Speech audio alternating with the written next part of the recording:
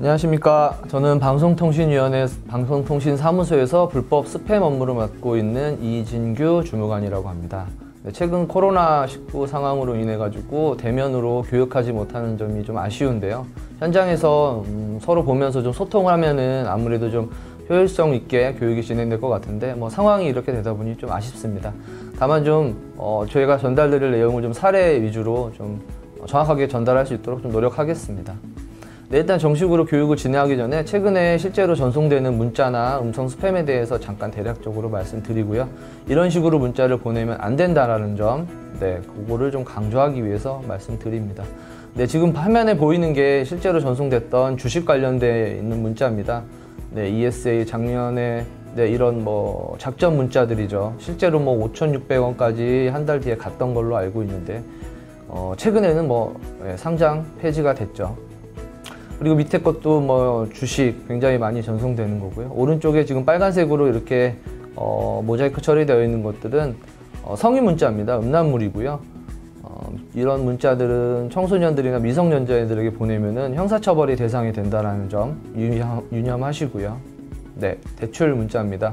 문자 스팸 중에서 굉장히 많이 오는 대출이죠. 사실 이런 문자는 일반적으로 금융사에서 보내는 문자는 아니고요.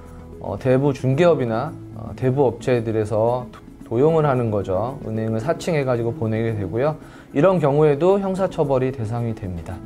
그리고 이것도 동일하게 이제 빨간색으로 모자이크 처리되어 있는 것은 최근에 유행됐던 그 FX 마진 거래라는 거고요. FX 마진 거래는 최근 도박으로 판결이 났죠. 이런 문자는 보내셔도 안 되고요. 받으시는 분들도 무시하셔야 됩니다. 도박을 행위하는 거는 형사처벌의 대상이 되는 거는 뭐든지 잘 알고 계실 겁니다. 네, 지금까지 말씀드린 내용은 문자 스팸에 관련된 내용이었고요. 다음은 그 음성 스팸에 대한 내용 좀 들어보겠습니다. 안녕하세요. 실버스탁인데요. 주식 거래하고 계시면은요, 수익률 올리시라고 이번에 운영자금을 최대 10배까지 무이자로 지원하는 무료 체험이 있어요. 고객님 지금 주식은 거래하고 계세요? 아마도 이런 전화를 많이 받으셨을 겁니다. 지금 나오고 있는 음성은 주식과 관련되어 있는 그 음성 스팸이었고요. 이거와 동일하게 인터넷이든 휴대폰이든 광고들을 많이 하고 있는데요. 전화번호를 자동으로 생성해서 이렇게 무작위로 전송을 하는 것도 정보통신망법 50조의 5항 위반 사항이 됩니다. 네, 그러면 이제 정식으로 교육을 진행하도록 하겠습니다. 불법 스팸 수사 및 행정처분 절차 및 사례입니다. 제가 오늘 말씀드릴 사례는 옆에서 보여드렸듯이 불법 스팸이란, 그리고 처벌 및 진행 절차, 수사와 행정처분에 관한 내용, 마지막으로 불법 스팸으로 처벌받은 내용 및 통계입니다.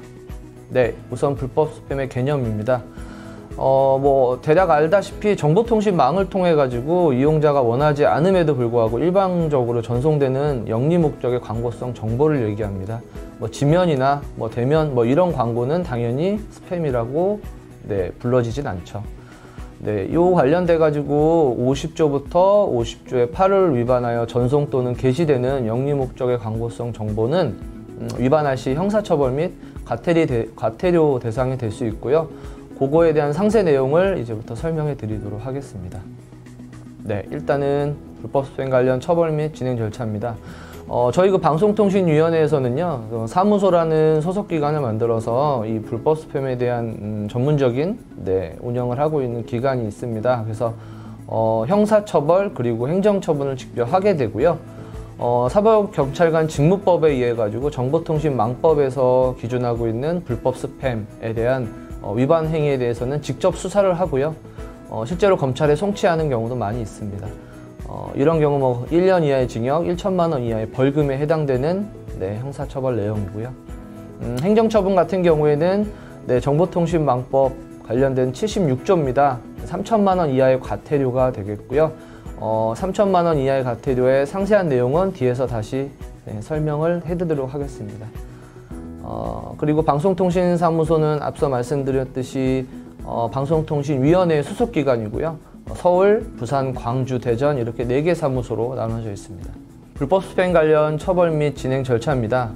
여기 보시면은 한국인터넷진흥원에서 일단 신고 접수가 되겠죠. 여러 가지 방법이 있고요. 홈페이지, 간편신고 128 뭐 이런 루트를 통해 가지고 신고가 되면은요. 진흥원에서 담당자를 배정하고 사실조사, 정보통신망법에 위반 내용이 있는지 1차적인 조사를 거쳐서 확인이 되면 저희 그 방송통신사무소 쪽으로 업무가 내려오게 되고요. 사항에 따라서 위반 내용에 따라서 수사의 대상이 되는 경우도 있고요.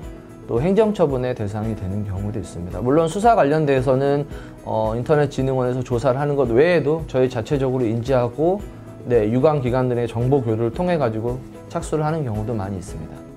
네, 먼저 스팸 수사에 대한 절차를 말씀드릴 거고요. 앞서 설명드린 것처럼 외부 그러니까 인터넷진흥원에서 저희 쪽으로 정보를 제공하는 경우도 있고요. 저희 자체적인 내사를 통해서 수사를 진행하기도 합니다. 자율 조사를 거쳐가지고 수사에 진행하게 되면 압수수색, 영장집행 등 강제 조사를 하고요. 위반 내용에 대해서 입증한 다음에 관할 검찰청에 최종적으로 송치를 하게 됩니다. 상세 내용입니다. 물론 뒤에 좀 사례를 예를 들어가지고 상세하게 설명드릴 건데 일단 조항에 대해 가지고 말씀을 드릴게요. 50조 5항입니다. 전자적 전송 매체를 이용하여 영리 목적의 광고성 정보를 전송하는 자는 다음 밑에 각 호의 어느 하나에 해당하는 조치를 하여서는 아니 된다고 되어 있고요. 여러분 혹시 안내 페이지에 있으면 29페이지에 내용이 나와 있습니다. 1호의 내용입니다. 광고성 정보 수신자의 수신 거부 또는 수신 동의 처리를 회피 방해하는 조치고요.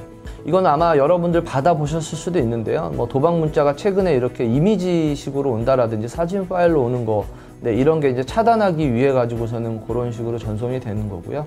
또 수신 거부 연락처가 거짓으로 표기되든지 이런 경우도 형사처벌의 대상이 됩니다. 2호입니다. 숫자, 부호 또는 문자를 조합하여 전화번호, 전자우편 주소 등 수신자의 연락처를 자동으로 만들어내는 조치고요. 사실 이게 50조 5항에서 가장 많은 위반 사항이 있습니다. 위법 사항 중 그 내용은 연락처를 이제 무작위로 생성하게 되고요. 요거는 반드시 확인이 된다라는 거. 아마도 전송하시는 분들은 전화번호가 어떻게 만들어지는지 알겠어라고 하셔가지고 이렇게 전달받고서는 이런 행위를 많이 하시고 계시는데 이게 사실 형사처벌이 충분히 가능하고서는 저희가 위반 사실에 대해서 충분히 입증이 가능합니다. 이거는 다음 페이지에 다시 한번 상세하게 설명을 드리겠고요. 다음 3호입니다. 영리 목적의 광고성 정보를 전송할 목적으로 전화번호 또는 전자우편 주소를 자동으로 등록하는 조치. 이건 이제 특정 프로그램을 이용해 가지고요. 인터넷 또는 그 정보 저장 매체에 있는 전화번호 또는 우편 주소, 전자우편 주소를 자동으로 수집하는 장치고요. 최근 이렇게 블로거들을 상대로 해가지고 많이 수집돼가지고 신고가 되는 내용이 늘어나고 있습니다. 이렇게 하는 것도 위법한 내용이고요. 형사처벌이 된다라는 점. 다음은 4호입니다. 광고성 정보 전송자의 신원이나 광고 전송 출처를 감추기 위한 각종 조치입니다. 대표적인 게 이제 대포폰이겠죠. 다른 사람의 명의로 개통된 통신 서비스를 금품을 제공받고 사용하는 것은 명백한 위반이고요. 또 다른 법률, 저희가 얘기하는 전기통신사업법에도 위반되는 내용입니다. 다음은 5호입니다. 영리 목적의 광고성 정보를 전송할 목적으로 수신자를 기망하여 회신을 유도하는 각종 조치고요. 받아보셨는지는 모르겠지만 이제 원링이라고 그러죠. 전화벨을 울리고서는 그냥 끊는다든지 아니면 전화가 받고 나서 목적을 얘기하지 않고 바로 끊는다든지 최근엔 성인 음란물 쪽에서 이렇게 많이 사용하고 있는데요. 이것도 형사처벌의 대상이 됩니다. 그리고 이제 조항이 다른데요. 50조의 8입니다. 누구든지 정보통신망을 이용하여 이 법 또는 다른 법률에서 금지하는 재화 또는 서비스에 대한 광고성 정보를 전송하면 안 되고요. 여기 내용에 보면 도박, 불법 대출, 의약품, 성매매들 다른 법률에서 금지하는 재화나 서비스입니다. 이런 경우에 정보통신망을 통해서 광고하게 돼도 형사처벌의 대상이 됩니다. 다음 장부터 이제 사례를 들어가지고 말씀드리도록 하겠습니다. 이게 실제 수사의 대상이 됐던 사례입니다. 실제 검찰에 송치가 됐고요. 첫 번째 같은 경우에는 내용을 보시면 아시겠지만, 저축은행 사칭이었죠. 위법사항은 전화번호 자동 생성이 됐고요. 대부업법 위반으로 50조의 8, 그러니까 다른 법률에서 위반하는 사항이 돼서 다 적발됐던 내용입니다. 두 번째는 주식거래에 관련된 내용이죠. 이거는 전화번호를 자동 생성해서 정보통신망법 50조 제5항에 위반됐던 내용이고요. 첫 번째, 두 번째 경우 혹시 보이시죠? 여기 보면은 채널에 트랩이라고 적혀 있는 게. 네, 이게 뭐냐면요. 인터넷진흥원에서 운영하고 있는 트랩 시스템입니다. 그러니까 전화번호가 무작위로 같다든지 아니면 실제로 사용하고 있지 않은 전화번호로 만들었다면 녹취 또는 저장이 되는 시스템이고요.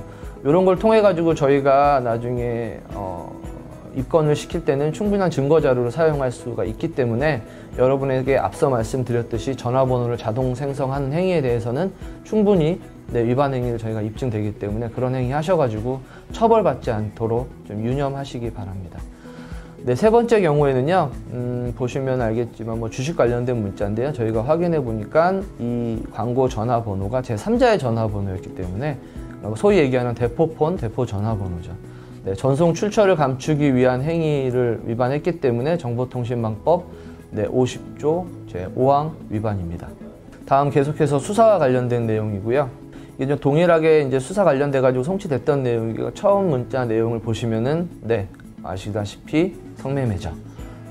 러시아 이런 식으로 글씨를 변형시켜 가지고 필터에 걸리지 않게 문자를 전송했고요. 저희가 확인해 봤더니 음란물 관련된 성매매가 있었던 이런 업소였기 때문에 저희가 적발해서 송치를 했고요. 관련된 법령은 50조의 8입니다. 다른 법령과 성매매 처벌법 위반이겠죠. 네, 다음은 앞서 얘기 드렸듯이 FX 맞은 거래, 이것도 형법에서 도박으로 판결이 됐고요. 정보통신망법 50조의 8, 다른 법률에서 금지하는 서비스에 대한 광고를 한 걸로 처벌을 받았습니다. 마지막으로 이제 음란물이죠. 이런 서비스는 미성년자나 청소년에게 보내면 안 되고요. 정보통신망법에 통해 가지고 50조의 8 위반 사례로 검찰에 송치됐던 사례입니다. 다음은 불법 스팸 행정처분 관련된 내용 말씀드리겠습니다. 주식, 인터넷 가입, 대리운전 등 여러 가지 전송되는 내용이 있고요. 앞서 얘기 드린 듯이 스팸이 신고되면 한국인터넷진흥원에 접수가 되고요. 일반적으로는 조사를 거쳐서 위법 행위가 확인되면 과태료 부과 처분이 의뢰됩니다. 그러면 서울을 포함한 3개 지역이죠. 총 4개 사무소에서 지역에 따라 가지고 행정처분이 진행되고요. 행정처분은 위반 사항이 확인된 경우 질서법에 따라 가지고 행정 의견 제출, 그다음 과태료 부과 등 절차에 따르게 되어 있습니다. 불법 스팸 행정처분의 이제 상세 내용입니다. 여러 가지 복잡한데요. 좀 빨리 말씀드리도록 하겠습니다. 왜냐하면 저는 사례 위주로 말씀드릴 거기 때문에. 50조 1항입니다. 전자적 전송 매체를 이용해 영리 목적의 광고성 정보를 전송하는 수신자는 동의를 받아야 됩니다. 이게 기본적인 내용입니다. 모든 스팸에 대해서는, 그리고 광고하실 때는 사전 동의를 받아야 된다는 게 기본적인 내용이고요. 예외 사항을 보시면 잠시 착각하시는 분들이 있는데, 예를 들면 A라는 직원이 A라는 주식회사에서 수집한 연락처를 B사로 이직을 한 다음에 그 동일한 정보에 대해서 사용을 한다. 그래서 6개월 이내에 동일한 광고다 라고 해가지고서는 아시는 분도 있는데요. 이건 잘못된 상식이고요. 처음에 동의를 받았던 A라는 업체에서 동의를 받고 사용해야 되기 때문에 그분이 이직을 하든 아니면 다른 영업을 하더라도 그 전화번호, 기존에 동의받았던 전화번호는 사용하셔는 안 됩니다. 다음은 2항입니다. 수신자가 수신 거부 의사를 표시하거나 사전 동의를 철회한 경우 광고성 정보 전송 불가입니다. 한번 동의했다고 기간에 구분 없이 계속해서 문자 스팸을 전송하는 건 잘못된 행위입니다. 동의 철회가 가능하기 때문이고요. 2항에서 7항으로 먼저 바로 넘어가서 말씀을 드릴게요. 7항에 이제 동의가 철회한 경우에는 14일 이내에 처리 결과를 알려줘야 되는 내용이 있고요. 이게 이제 대부분 모르시는 분들이 많은데요. 이제 이 영상을 보시는 분들이 아마도 이렇게 소상공인이든지 아니면은 작은 업체에서 광고를 하시는 분들이 아마 많을 거로 생각이 되는데요.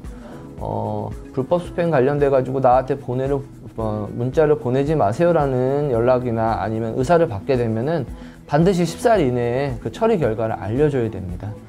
본인은 언제 수신 거부를 하셨습니다. 이런 식으로 광고에 대한 내용을 신고하시는 분이 많지는 않으신데, 만약에 하시게 된다면 굉장히 좀 억울한 상황이 되는데 반드시 회신을 해주셔야 된다는 거. 그래야지 과태료를 물지 않습니다. 다음은 50조 3항입니다. 오후 9시부터 다음날 오전 8시까지는 광고 전송을 하면 안 된다라는 내용이고요. 뭐 이게 대리운전이나 이렇게 야간에 영업을 하시는 분들이 대상으로 뭐 이렇게 제재하기 위한 법령이었습니다. 뭐 많이 지켜지시는 부분도 있는데 이 시간적인 게 굉장히 좀 애매하기 때문에 제가 다음 이 뒷장에 사례를 통해 가지고 다시 한번 요건 강조를 드리겠습니다. 네, 다음은 6항입니다.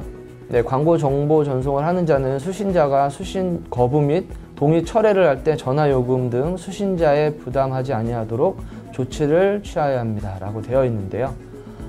수신 거부 및 동의 철회를 할 경우에는 무료로 조치가 되어야 합니다. 그 다음에 반드시 무료 표기가 되어 있어야 하고요. 뭐 무료 표기가 안 돼 있는 뭐 080만 사용한다든지 이건 명확히 지금도 또 위반 사례이기 때문에 과태료를 처분을 당하는 경우가 많이 있습니다. 좀 억울한 면이 없잖아 있는데 그래서 요게 이제 과태료 처분이 3천만 원 이하의 과태료입니다. 굉장히 큰데요. 사실은 조금만 노력하거나 저희가 배포한 안내 책자를 통해서라도 충분히 인지할 수 있는 내용들이 많이 있기 때문에 좀 안일하게 생각하시기보다는 조금 한 번 더 짚고 넘어가셨으면 좋겠습니다. 워낙 과태료가 좀 크기 때문에. 네, 다음은 8항입니다. 수신 동의를 받은 자는 정기적으로 수신 동의 여부를 확인하여야 된다라고 되어 있고요. 앞서 말씀드렸듯이 한 번 수신 동의를 받았다고 뭐 수십 년 써도 된다 이런 내용은 아닙니다. 2년 이내에 재동의를 하여야 된다라는 것이고요. 이거는 이제 표면이나 아니면 재동의를 다시 받아야겠다라는 게 아니라 그러니까 확인을 시켜주면 됩니다. 수신자에게. 뭐 본인은 언제 몇 시에 뭐 저희 쪽에 이런 광고에 대한 동의를 하였습니다. 이런 식으로 많이 회신을 하고 있습니다. 네, 다음은 50조의 4인데요. 이거는 이제 정보통신 서비스 제공자에 대한 내용이기 때문에 좀 동일한 내용이 아니라고 생각돼서 좀 넘어가겠습니다. 네, 50조의 5입니다. 이것도 동일한 내용인 것 같아서요. 다음은 50조의 7, 1, 2항에 대해서 말씀드리겠습니다. 네, 누구든 영리 목적의 광고성 정보를 인터넷 홈페이지에 게시하려면 운영자 또는 관리자의 사전 동의를 받아야 하고요. 이 내용에 대해서는 뭐 아시다시피 특별한 로그인이라든지 계정을 가지고서는 접근하지 않는 일반적인 게시판을 얘기하는 건 아니고요. 뭐 특정한 이런 운영자가 있는 게시판에 운영자나 어떤 관리자의 동의 없이 광고물을 게시하면 안 된다는 내용입니다. 네, 다음 장부터 사례를 적용해서 말씀드리겠습니다. 이게 좀 시간이 지난 그 문자입니다. 지금 보면 2018년 11월에 문자가 전송됐던 내용인데요. 이게 좀 적합하게 좀 설명을 드릴 수 있는 내용이 있어서 올려놨던 거고요. 신고 내용을 보시면 대략 어떤 내용인지는 아실 겁니다. 일단은 이제 본인이 하고 싶은 말들은 다 썼습니다. 굉장히 길게 썼죠. 아마 학원일 것 같고요. 그때 당시에 동의도 받았던 걸로 기억이 됩니다. 근데 뭐가 위반이냐면요. 광고라고 표기 의무를 지키지 않았고요. 전송자의 명칭 및 연락처도 들어가 있지 않습니다. 네, 수신 거부 및 무료 표기도 표시되지 않고요. 정보통신망법 50조의 사항을 전체적으로 위반하는 사례고요. 네, 그래서 아마 동의를 받고 기존의 거래 관계가 있을 거라고 생각되지만 그래도 형식을 지키지 않으면 과태료 처분 대상이 된다는 점 반드시 유념하셔야 됩니다. 네, 다음은 내용을 보시면은 혹시 아실까요? 내용 보시면 뭐 대리운전이라는 건 알겠지만 뭐가 문제인지 쉽지 않을 겁니다. 이거는 보시면 수신일입니다. 보시면 9시 4분, 9시 1분, 9시 6분. 이게 이제 시스템이 오류로 늦게 발송되는 것은 사실상 중요하지 않습니다. 그러니까 수신자의 수신 시간이 기준이 되기 때문에 뭐 1, 2분 늦게 도착을 하더라도 스팸 신고가 되면 명확히 위반 사항입니다. 그래서 행정처분이 진행이 되고요. 이 점 굉장히 유념하셔야 됩니다. 네, 뭐가 문제인지 혹시 보이시나요? 내용을 보시고요. 네, 이것도 찾기가 쉽지 않으실 겁니다. 뭐 일단은 앞서 얘기 드렸듯이 문자 스팸을 전송하려면 사전 수신 동의가 돼야 된다는 것은 기본입니다. 네, 기본적으로 사전 수신 동의가 다 됐다라고서는 가정을 하고 설명을 드리는 거고요. 네, 내용을 보시면 광고 표기입니다. 제가 앞서 말씀드렸듯이 50조 사항에 보면은요, 그 형식을 지켜야 되는데 이제 광고를 소가로에 넣어야 합니다. 네, 이런 것들이 실제로 행정처분이 됩니다. 사실은 이게 의도적이진 않았을 겁니다. 아마 실수로 생각이 되는데요. 어느 쪽에 대가로를 넣다든지 한쪽에 이제 다른 모양의 가로를 넣는다라는 게 이게 굉장히 작은 실수긴 한데 이게 스팸을 받기 싫어하는 사람에 대해서는 이 소가로를 포함한 광고에 대한 필터를 적용해서 모든 광고를 안 받으려고 하는 목적이 있습니다. 근데 이런 식으로 이제 변칙적으로 사용하게 되면 스팸을 받지 않으려고 한 사람들에게까지 스팸이 전송되기 때문에 굉장히 많이 이제 신경 써야 되는 부분입니다. 실제로 전송이 이런 식으로 돼가지고 과태료 처분이 됐기 때문에 네, 다시 한번 강조를 드립니다. 네, 다음은 불법 스팸 행정처분 처리 절차입니다. 사전통지 의견 제출 등 정보통신망법의 위반 내용이 확인이 되면은요, 질서법에 따라 가지고 저희가 의견 제출 기간을 10일 이상 줍니다. 상당한 이유가 있으면 물론 행정처분이 안 되겠지만 그렇지 않은 경우에는 저희가 과태료 부과가 됩니다. 위반 내용이나 금액, 그 다음에 당사자의 그 내용을 통해 가지고 서면 통보를 하게 되고요. 이 서면 통보를 받고 나는 이 처분에 대해 가지고 동의할 수 없다라고 하신다면 이의 제기를 할 수 있습니다. 이의 제기는 서면 통보를 받은 날로부터 60일 이내에 하게 되어 있고요. 네, 이의 제기를 하게 되면 관련 법원의 내용이 통보되고서는 판결을 받게 되겠죠. 네, 사전 통지나 의견 제출 기간 중에 자기의 그 위반 사례를 인정하고 자진 납부를 진행하게 된다면요, 20%의 과태료 감경이 있고요. 그 이후에 행정 처분에 대한 절차는 모두 종료가 됩니다. 네, 가장 또 중요한 내용이죠. 과태료에 대한 금액입니다.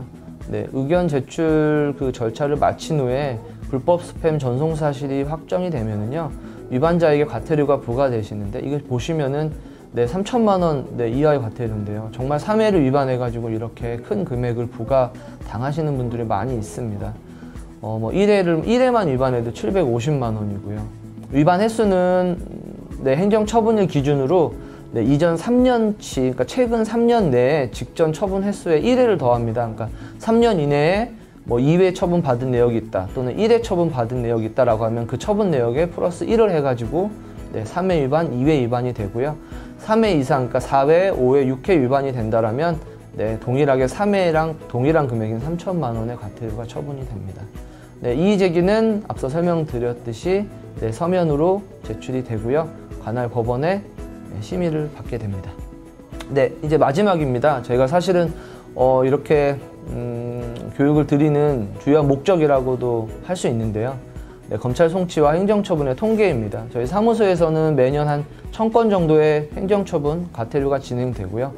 검찰 송치되는 건수는 지금 약간 줄긴 했지만 1년에 한 100건 정도 내외의 혐의자를 검찰에 송치를 해가지고요.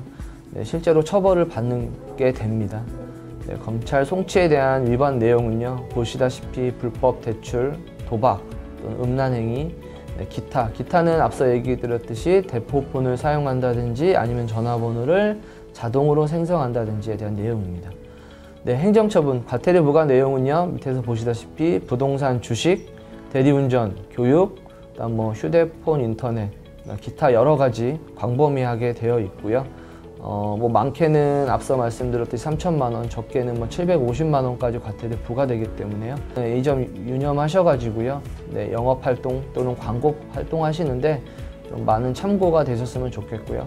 혹시 법령이나 그다음에 동영상 강의를 통해 가지고 모르시는 내용이 있다라고 하신다면 진흥원, 인터넷진흥원이나 저희 방송통신사무소로 전화를 주시면은 위문 사항에 대해서는 저희가 아는 한도 내로 정확하게 좀 말씀을 드리도록 하겠습니다. 그러면 이반 정보통신망 관련돼 가지고요, 행정처분 사례나 수사 사례에 대해서 설명을 마치도록 하겠습니다. 감사합니다.